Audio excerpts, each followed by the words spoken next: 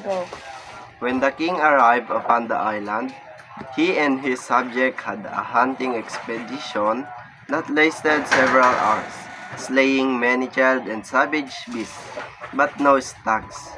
This disappointed the king, for he had a sense of unfulfillment in his heart. Suddenly, a large stag darted out to the bush in front of Sang Nila Utama, giving the king a shock. But the king drew his silver dagger and hurled it at the stag, only grazing the animal. The stag began to run and the king pursued it. In those days, it was either your feet or nothing.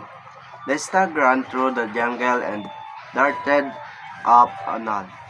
The king followed the stag up the hill, but upon reaching the summit, the stag was nowhere to be seen.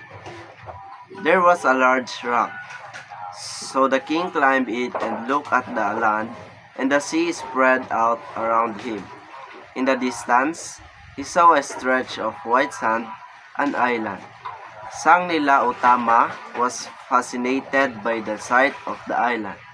He turned to the one of his subject who had followed him. "What is the name of that island?" The subject looked into the distance and smiled. "That is Temasek, your highness." "Then we are going there." The king ordered his fleet to set sail, and they began on their journey towards the island. Suddenly, the once clear blue skies were covered with black clouds. Heavy rain poured from them, and strong bursts of wind threatened to tear the ship apart. The ship carrying Sang Nila Utama was in the very eye of the storm.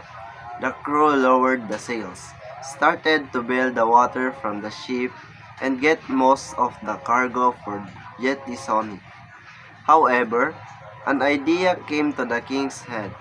He remembered the story his grandfather told him of how one of his ancestors became the sea king, and that his crown was only thing which belonged to his ancestor. He moved his crown immediately and threw it into the sea.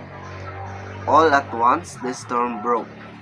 As suddenly as it started, the skies began to clear, and the crew gave a shout of joy and set sails once more to the island of Temasek. When the king stepped upon the island, a creature stepped out of nowhere, and the king and his men were awestruck by the magnificent creature. It was large and moved with grace, had a black head covered in a furry mane, a whitish neck and red body. When the king drew his bow and arrow, the beast stared back at him with golden eyes and let out a deafening roar before leaping into the jungle.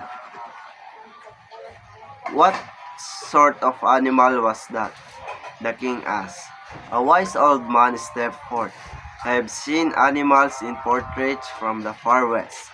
Perhaps this is a singa, but I wonder how he got all the way here. This must be a great place if it breeds such a beautiful animal. Let us live here in the islands of Singapore." Yeah.